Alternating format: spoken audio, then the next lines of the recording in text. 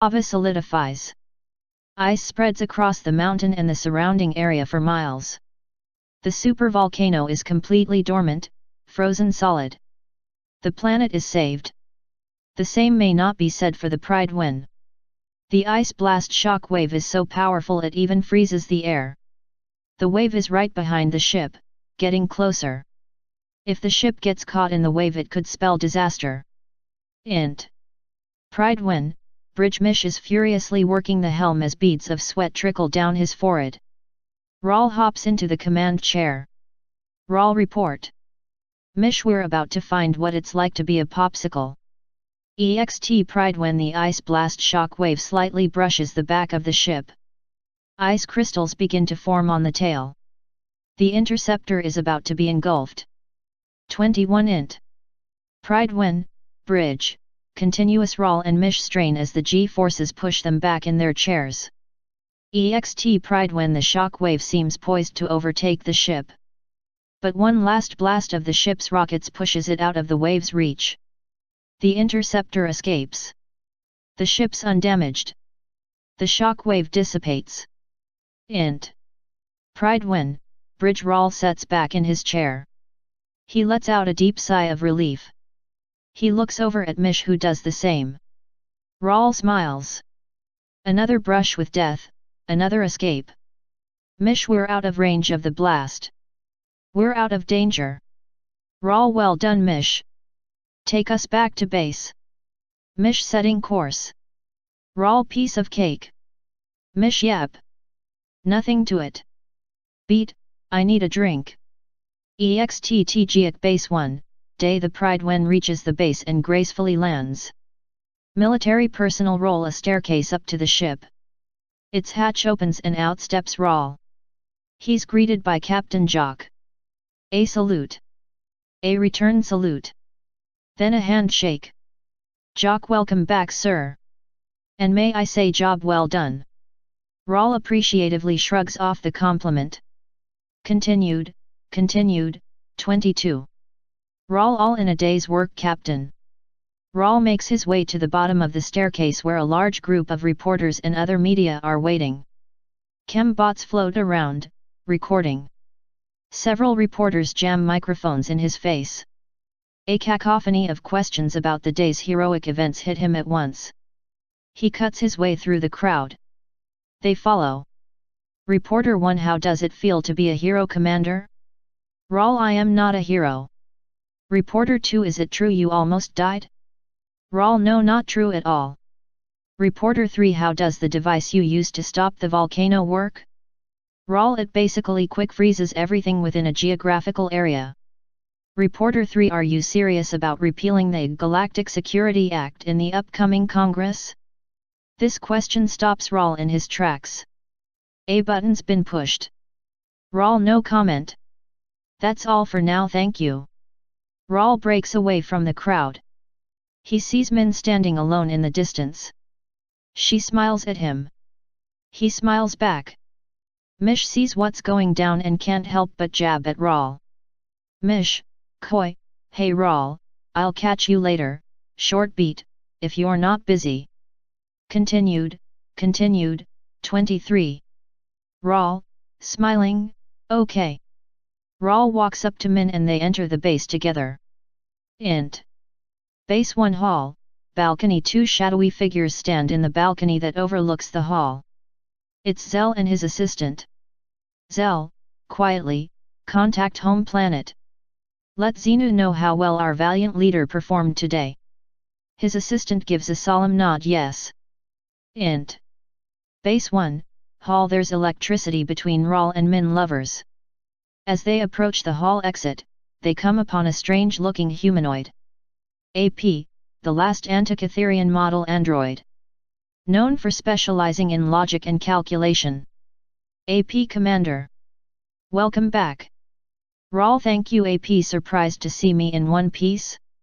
AP, no, I calculated your chances for success were 80% or better. Rawl, good odds. So what's on the agenda? AP, well, since the world didn't end today, Teegeeak's delegation to the Congress is back on schedule. Rawl smiles and starts walking again. Through the exit, he looks back. Continued, 24. Rawl, count me in. AP, I was hoping you'd say that. Serious, it will be an eventful Congress indeed. EXT space superimpose, outer limits sector 22. A lone grey mothership attempts an escape. But it's surrounded by hundreds of 9th Army fighter craft. They launch a barrage of plasma fire at the vessel. 3 gigantic galactic cruisers also pursue from a distance. A missile hits its mark. Sparks bellow out of the mothership's side. It slows to a stop. Int. Galactic cruiser, bridge, continuous. Captain Kep surveys the battle through the bridge portal. Helmsman, sir, the grey ship is disabled. Kep, are communications with Fleet Command still down? Helmsman, yes sir. Same as before. Nothing but static. Kep, into COMM device, attention all fighters. Cease fire and disengage. Alpha Squad, prepare to board the enemy vessel. 25 EXT space, galactic cruiser, continuous. The cruiser's hangar door opens and a shuttlecraft exits. It approaches the grey vessel. The shuttle lands on the mothership's hull. Int. Grey mothership, corridor, continuous. Sparks erupt around the edges of a hatch. The door hits the floor with a metallic bang. Dozens of 9th Army troops, Alpha Squad, enter and take combat positions. At the far end of the corridor, several figures stir in the dim light. Armed with rifles, they aim at the soldiers. A blast of plasma fire streaks down the corridor. Several soldiers are cut down.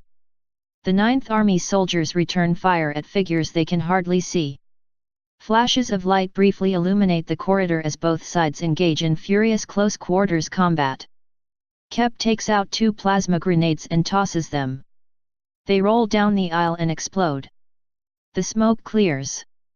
The guns fall silent. The enemy's been killed. Kep motions for the men to follow him. Kep, get to the bridge. Kep stops and looks at the dead combatants. He seems puzzled. Int. Grey mothership, bridge. The bridge door opens, and Alpha Squad enters. Dead bodies lie everywhere. The dead bodies are humans, not greys. Kep flips over one of the bodies. He pulls up the dead man's shirt. He sees the emblem often worn by GDF tattooed on his chest. Kep motions to a soldier. Continued, 26. Kep, look. Soldier GDF? Then, EXT space, grey mothership. Fissures of light open near the mothership. 3 Galactic Defense Force battleships come through the fissures and take an attack posture. Int. Grey mothership, bridge. A holographic image of Chi, now wearing the grey/green uniform of the Galactic Defense Force, appears on the bridge. Chi, this is Lieutenant Chi of the Galactic Defense Force. According to Article 28, this operation now falls within our jurisdiction. Kep, I have something to report, Lieutenant. These are not grey soldiers, they're human. Chi looks more annoyed than concerned by this. Chi, perhaps they were brain-banged by grey guerrillas. Possibly for a suicide mission. Kep, maybe. But nothing like this has happened since the war. Shouldn't Fleet Command be notified? Chi, yes, and they will be. But after we're done investigating. For now, return to your ships. But don't leave the area. You'll be required to give a debriefing before you go. Chi out. Kai's image fades away before Kep has a chance to respond. Continued, 27. Soldier, you didn't mention they were GDF. Kep, no, I didn't. Because I smell a rat. We need to get back to Central Command ASAP and report this. Get the men back to the shuttle. We're leaving. Int. GDF ship, bridge, continuous. Chi watches the shuttle disengage from the grey ship. Chi, once they've returned to their ship, neutralize them. Helmsman, yes, sir. Int. Galactic cruiser, bridge, continuous. Kep enters the bridge and hops into the command position. He turns to the helm. Kep anything from fleet? Helmsman no sir. Still not able to get through. Kep then set a course for home base. Helmsman what about Kai's orders to stay in the area? Kep I don't take orders from the Galactic Defense Force. The ensign smiles and nods yes. Helmsman course plotted Captain. Continued, 28. Kep engage engines.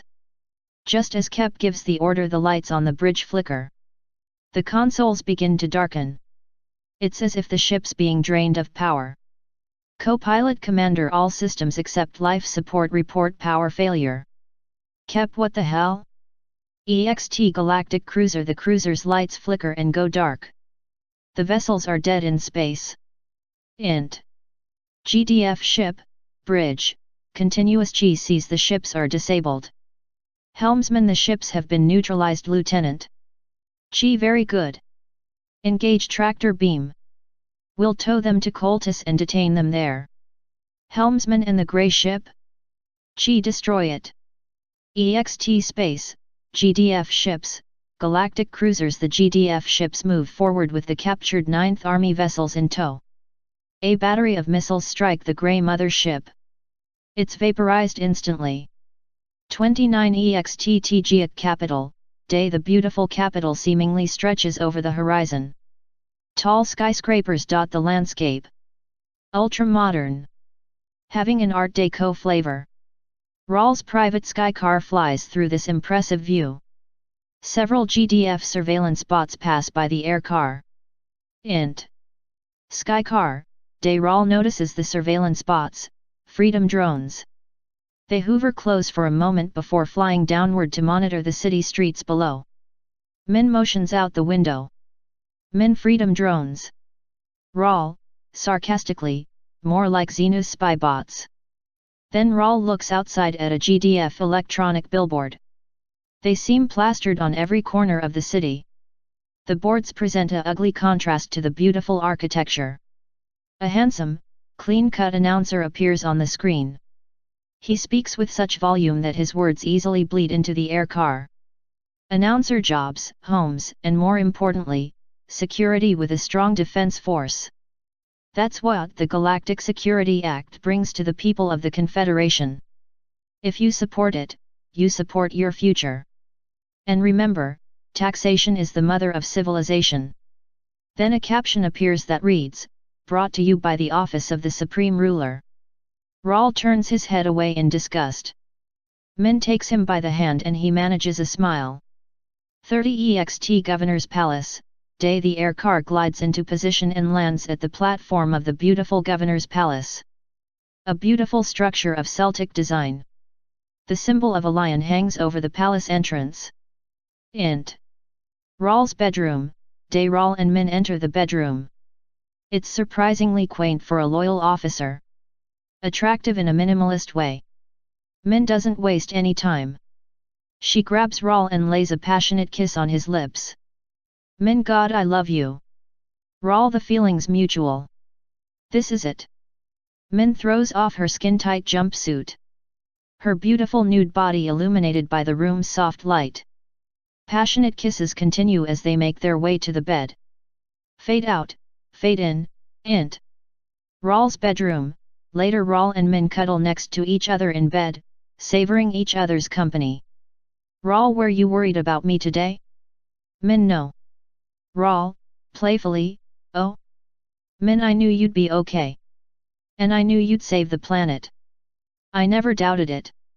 Continued, 31. Rawl I'm so lucky to have such a big fan. Min and I'm so lucky to have you. Lady Min gives him another kiss. Then looks deep in his eyes. She's got something on her mind. And it's not about the volcano incident. Min, can't. But I'm worried about the Congress. Rawl don't be. Min Rawl I've heard things about what happens to people who oppose Xenu. Rawl he doesn't know what opposition is. Min I know you're up to something.